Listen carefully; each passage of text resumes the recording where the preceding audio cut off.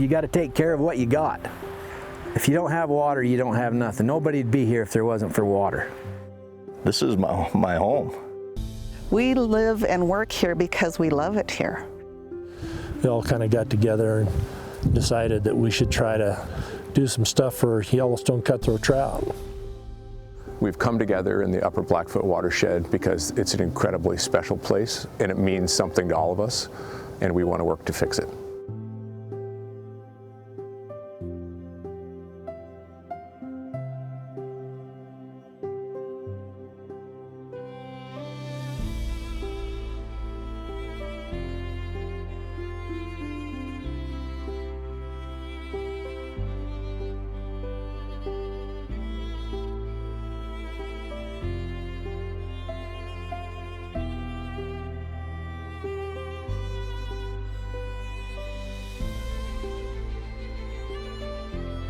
The Upper Blackfoot Confluence, UBC, is really focused on restoring the aquatic and fisheries habitat of the Upper Blackfoot River. Trout Unlimited, Idaho Conservation League, 2 other mining companies that were all very much interested in getting something done on the ground that benefited the river, the fish, and the local community that had an interest in those resources. I think the UBC was born out of a combination of frustration and conflict. Whether it was land management activities that people had disagreements on, or mining proposals that people had different ideas about, or cleanup proposals that people had different ideas about. So some environmental groups like mine and some of the mining companies got together, and by focusing on identifying the things that we could do together to improve the health of the watershed and the trout that live there, we could find common agreement, get to know each other a little better, and find ways to talk about the bigger issues in the watershed, and I think we've been incredibly successful. You know, we've mined in this area for decades, and we plan to be mining in this watershed decades beyond that. So we have a vested interest in ensuring that that's sustainable and that this watershed stays sustainable as well. And we all really have that common goal, so we're all working together with it voluntarily, and I think that's what makes it special. We've come a long ways over the last few years, getting to know our neighbors better and different groups working together. I think we've got different experiences to get us to this place, but we all want the same thing in the end. We want to improve the environment. We have resources from the mining company, we have interest from the conservation groups, and we have participation from the ag producers, the ranchers, and the federal and state agencies that manage the land and the resources. And when all those things come together, and come together in a way where we're pushing in the same direction instead of fighting, then things happen really fast.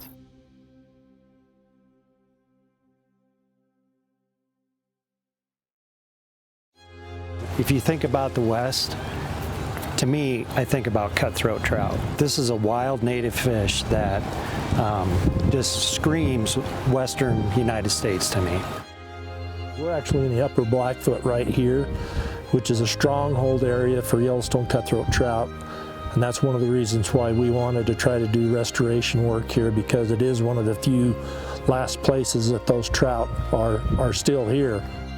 These cutthroat are amazing. I mean, they will run miles and miles, 10 to 20 miles for one of these spawning fish to migrate up into these smaller headwaters is not unusual. I've seen it where you could catch a lot of fish, and it was easy to catch fish. And then I've seen it when there was no fish. Back in the day, it was a very popular and desirable fishery. Due to a number of circumstances since that time, we've lost that. So what we're trying to do in the Upper Basin is to bring all those components back so they function properly. And the restoration project that we're kicking off on the Blackfoot River is designed to do just that. Native fish like the cutthroat here need an entire watershed. They can't survive if they're stuck at the bottom, and they can't survive if they're stuck at the top, but they can survive and flourish if they have access to everything. Some of these populations can blink out if we're not prepared to fight for them. And we have the tools in the toolbox to make this type of work happen.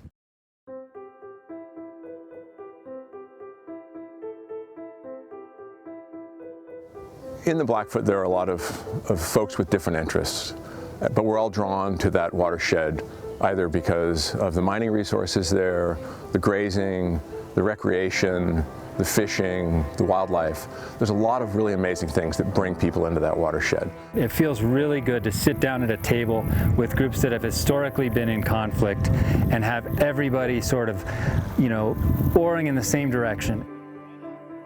For something on this scale to work across an entire drainage or an entire ecosystem, you really can't shy away from building bridges with your neighbors and working with people that normally you don't think of as coming together. UBC is a really unique partnership, not only with the other mining companies, but also with Trout Unlimited and the Idaho Conservation League, but also the local landowners. I mean, we couldn't do this without the landowners saying, yeah, we're willing to work and partner with you. When I was working with a landowner, I'd never tell them anything that I couldn't do. I'd look them straight in the eyes and tell them what you think.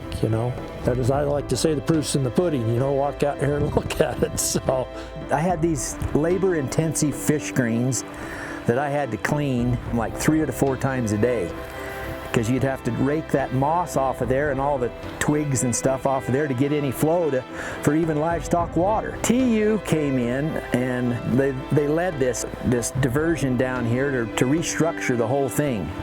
And yes, I was kind of skeptic to start with, what was going to happen, how it'd work, and they promised me that it'd work. And what has been beautiful about it, it has worked. Now, all I do is turn a gate. So it has been a fantastic improvement for me.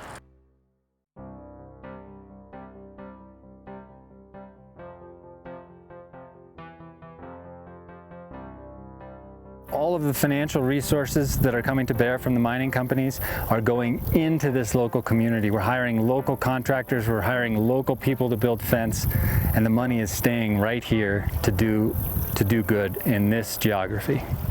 So projects that we've accomplished on the ground have mainly focused on improving water quality, keeping water in the river and creeks, improving some of the irrigation diversions so that the ranchers can continue to get what they need, but do it in a way that's less impactful on the river and the fish that are in there.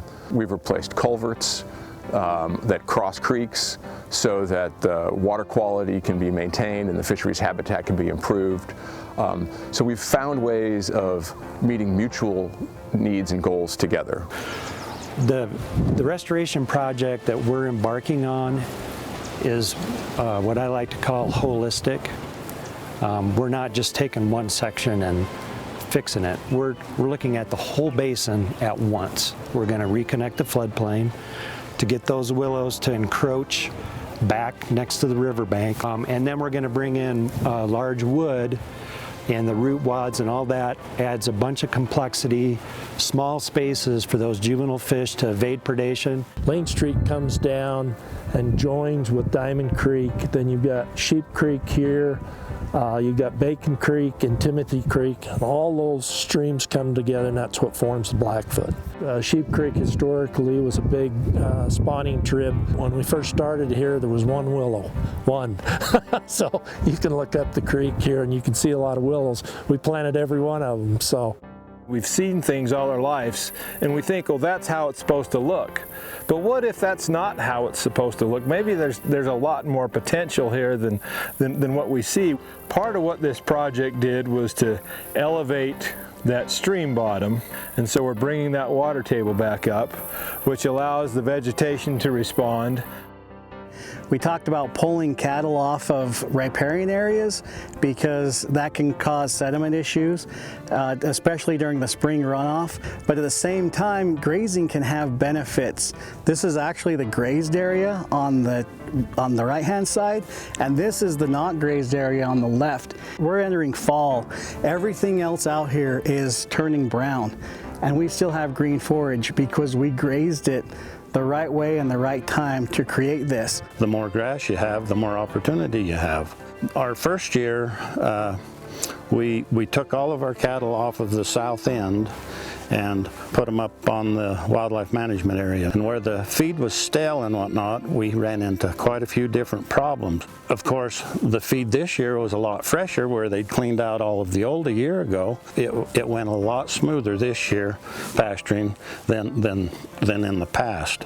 It's because of, you know, being able to sit down and talk and look at trying some different things to make things work. When it all comes right down to it, we're all conservationists. I hope that when we're done here, it's going to be a legacy type project that a lot of people in Idaho are going to benefit from. My hope for the future for the Upper Blackfoot Confluence is that more people will join us. If you give Mother Nature a chance, she can really shine.